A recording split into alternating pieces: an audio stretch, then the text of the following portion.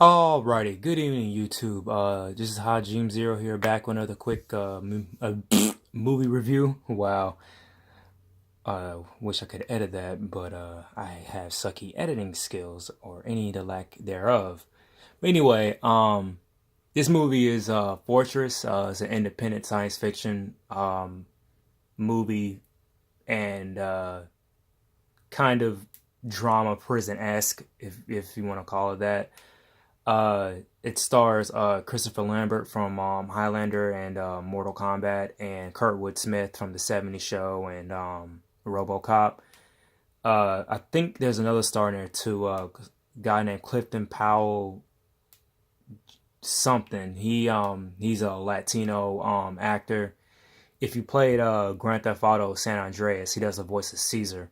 Um, anyway, this movie's about a high tech security prison in the year 2017, I believe.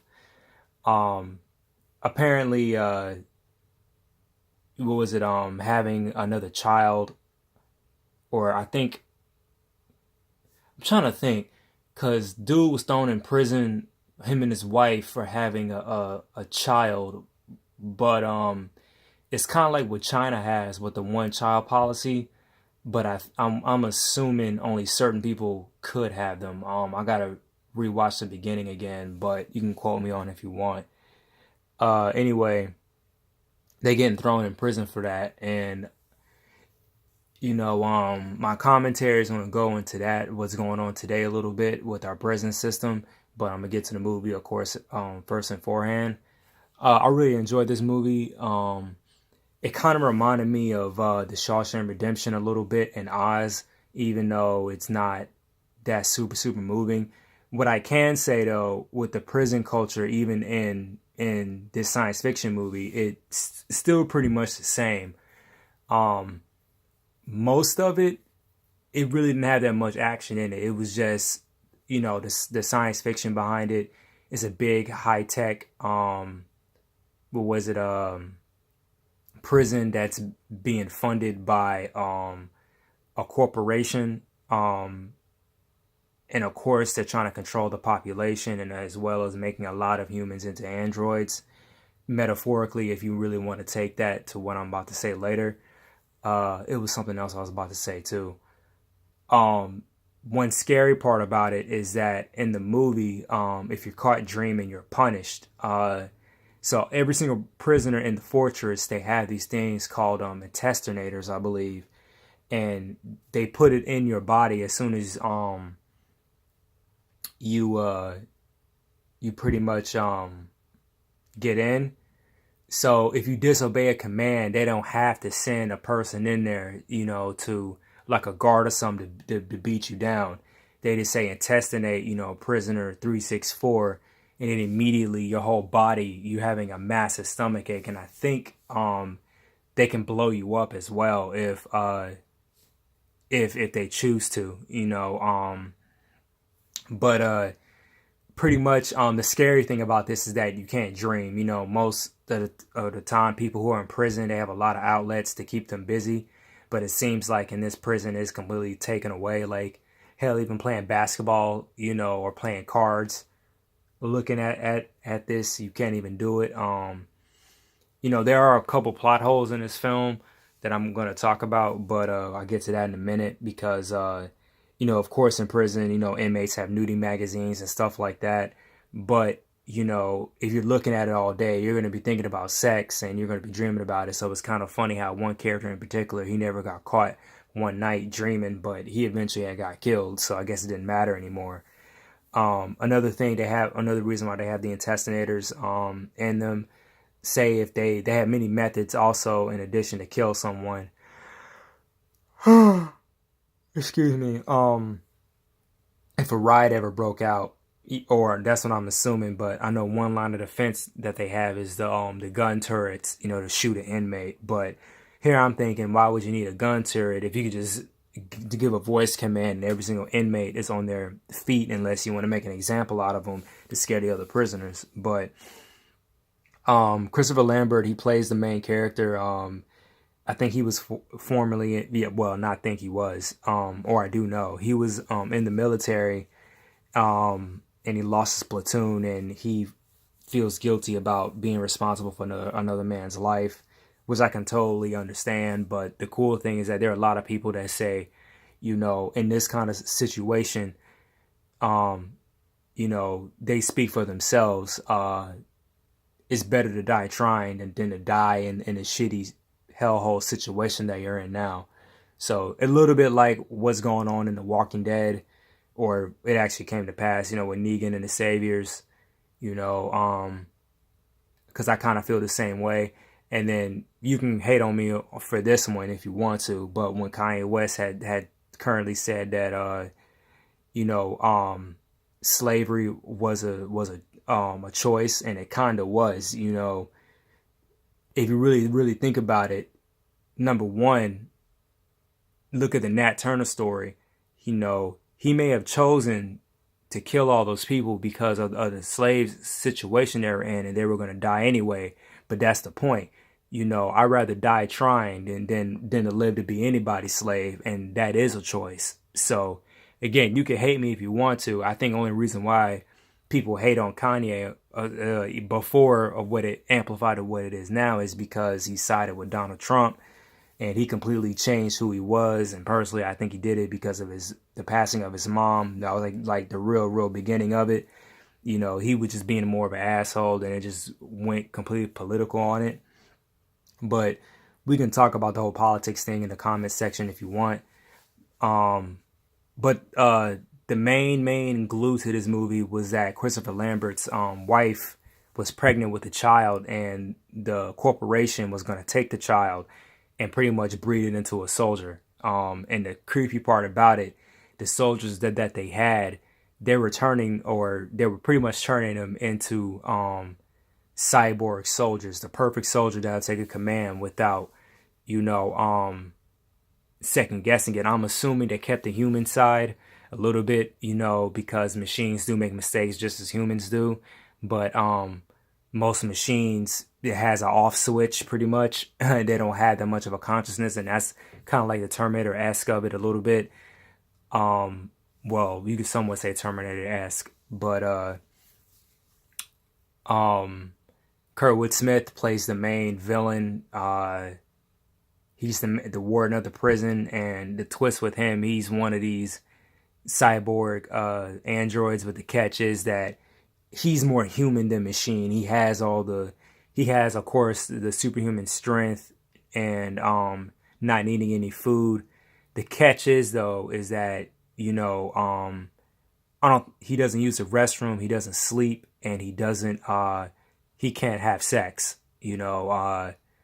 even though he is still fascinated by human qualities. Mostly, of course, he is, conscious to certain emotions in other people. And of course, with sex, he is as well. It's kind of like, yeah, you're fully aware of the sex, but you can't have it because you either lack a reproductive system, or, you're a little bit on a certain kind of drug, but the drug won't get you,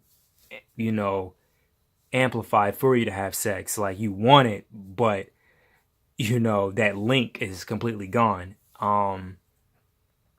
But now I'm gonna get to the little bit of the political side. With this movie, it's no different than what is going on with our current prison system. If you look at the crime that this guy had did, and then he's thrown into a shitty prison, like the system really doesn't give a fuck. It's pretty much what's going on our current prison system right now. They're already fighting, for people who are in jail on non-violent crimes, but they're still putting these high prisons where, okay, if the guards aren't going to beat their ass, another inmate will kill them who got nothing to lose. And that's the fucked up part about it. I've heard people, at times they tell me some prisons now, they're really not so-called bad.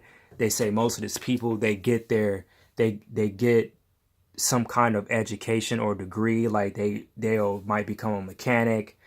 I don't know, a few cats became not really lawyers, but they were really, really good into law, and they self-taught them about the law.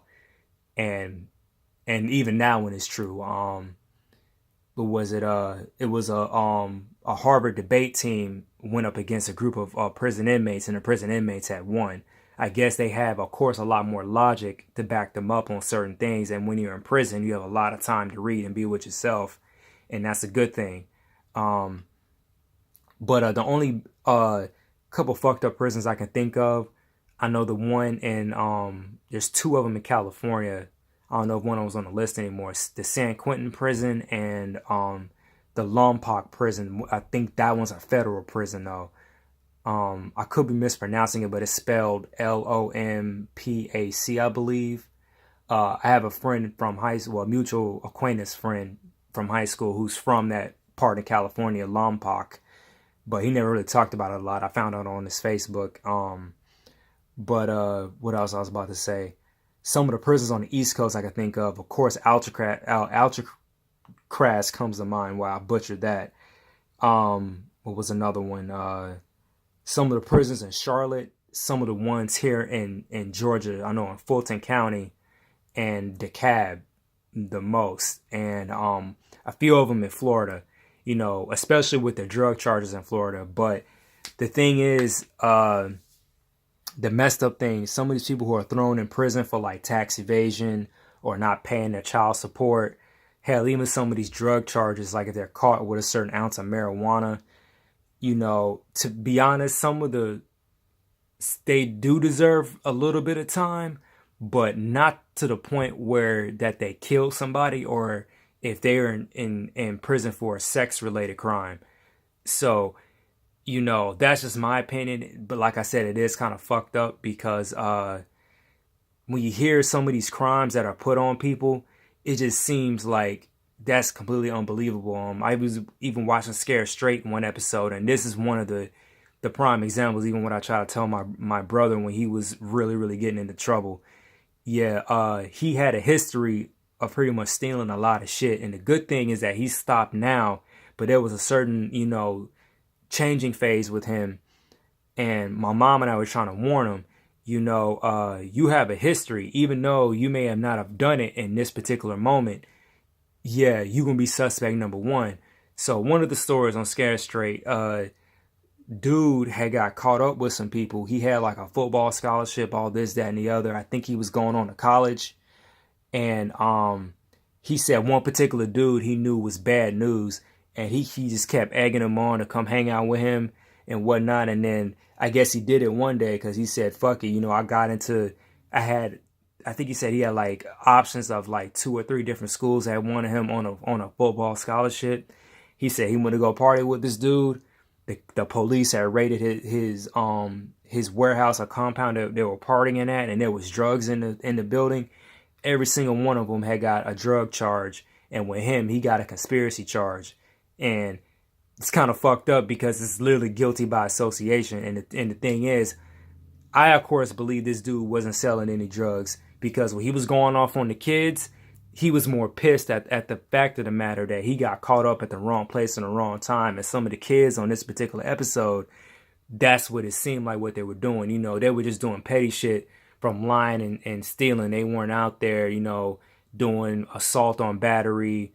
They weren't weed smokers. You know, they weren't violent. They weren't vandalizing. You know, these kids were just doing petty shit, but I guess they were trying to tell them before it got worse, or if they did stop, but they were with another group of people and then they were stealing and then they got in trouble too.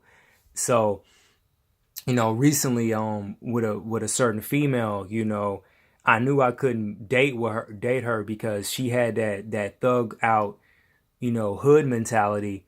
And even though she was trying to stop doing what she was doing, she was getting light on her activity. But I was like, nah, bruh, you know, you did me a good favor by, you know, me not being with you because, you know, hell, thinking about it, even me just talking to you, you know, I can get caught up if you get caught up in a drug charge. And then now they want to, you know, investigate every single person, you know, you've been talking to.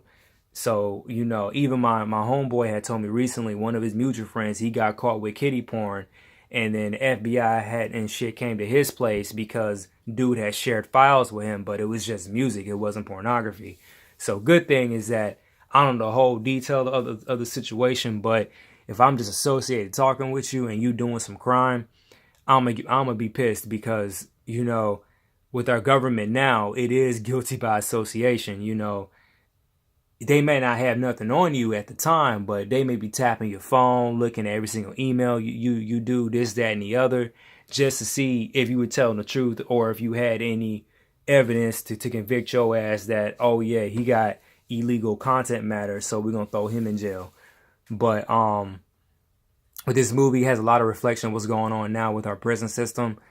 Like I said, especially if you break a certain kind of crime, and then not to mention in certain prisons, how, just the fact that they really want to take away your humanity. In this one, it was a step further where you can't even dream anymore.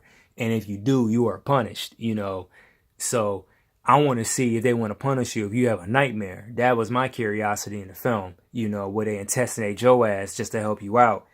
Yeah, so the nightmare will stop. But this movie was pretty good.